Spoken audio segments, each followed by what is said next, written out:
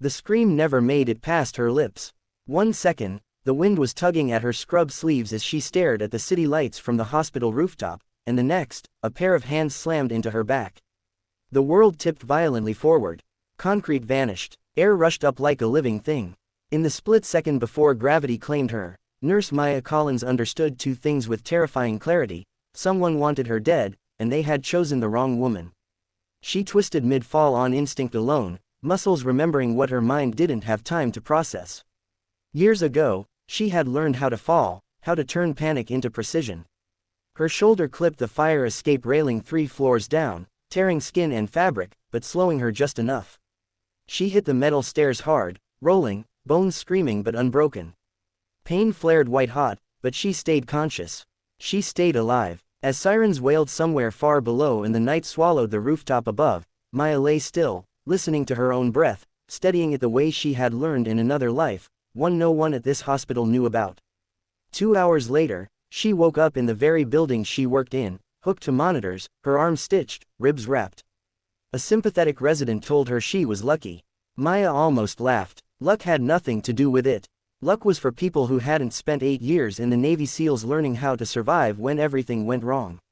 She thanked the resident, waited until he left, then stared at the ceiling tiles, replaying the moment of impact over and over.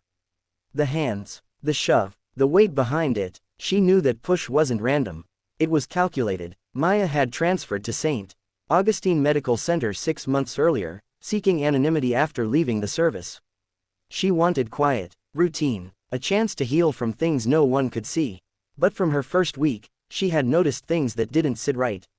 Missing supplies, altered patient charts, insurance codes changed after discharge. And always, hovering above it all like a shadow that never moved, was CEO Richard Harlan, charming in public, untouchable in meetings, his smile sharp enough to cut. She remembered his eyes on her the night before the fall.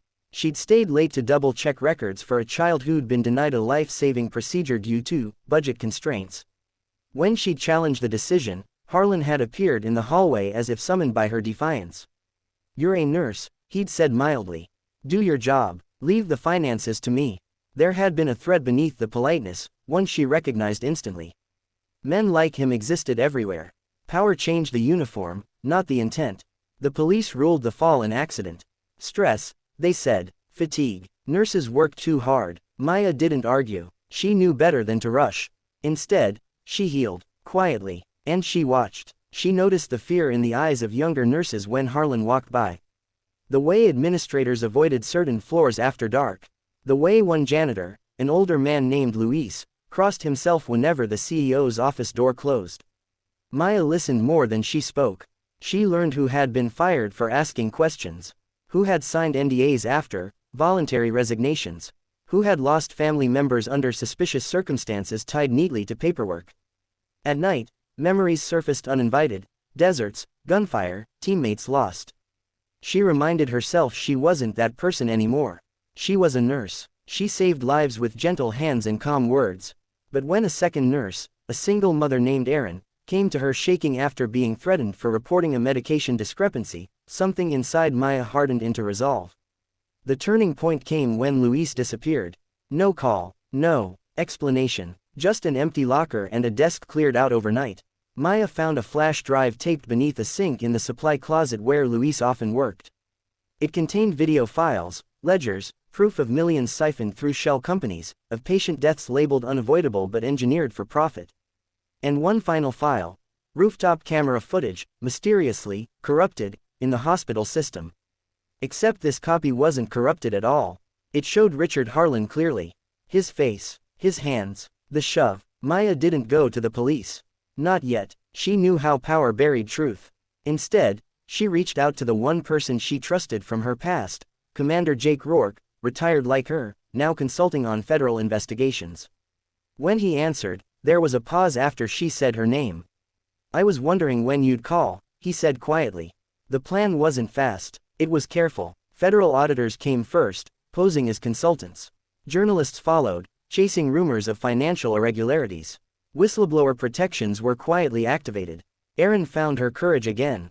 So did others. The hospital buzzed with nervous energy as walls began to crack. Harlan sensed it. He cornered Maya in the parking garage one evening, his smile gone, eyes flat. "You should have stayed dead," he hissed. For the first time, Maya let him see a glimpse of who she really was. She met his gaze without fear. "You should have pushed harder," she said. The arrest came at dawn. Federal agents swarmed the building as staff watched in stunned silence. Harlan was led out in cuffs, shouting about lawsuits and misunderstandings. The evidence was overwhelming. The rooftop footage went public. So did the financial crimes. So did the names of those he had silenced. In the aftermath, St. Augustine changed. New leadership took over. Policies were rewritten. The child whose surgery had been denied got his operation. Aaron got promoted. A memorial plaque appeared in the lobby for Luis and others lost to greed disguised as management. Maya stood on the rooftop again weeks later, this time in daylight. The city looked different when you weren't falling away from it. Jake stood beside her, hands in his pockets. "You could have gone back," he said. "Taken contracts. Made more money." She shook her head. "This is where I'm needed." She stayed a nurse. She trained others to speak up, to protect each other. She taught them that courage didn't always wear a uniform or carry a weapon. Sometimes it wore scrubs and showed up for a double shift. Sometimes it fell and got back up. The story spread online, inspiring thousands. People shared it not because of the violence, but because of the resilience. Because a woman who had been pushed, literally and figuratively, refused to stay down. Because justice, when patiently and bravely pursued, could still win.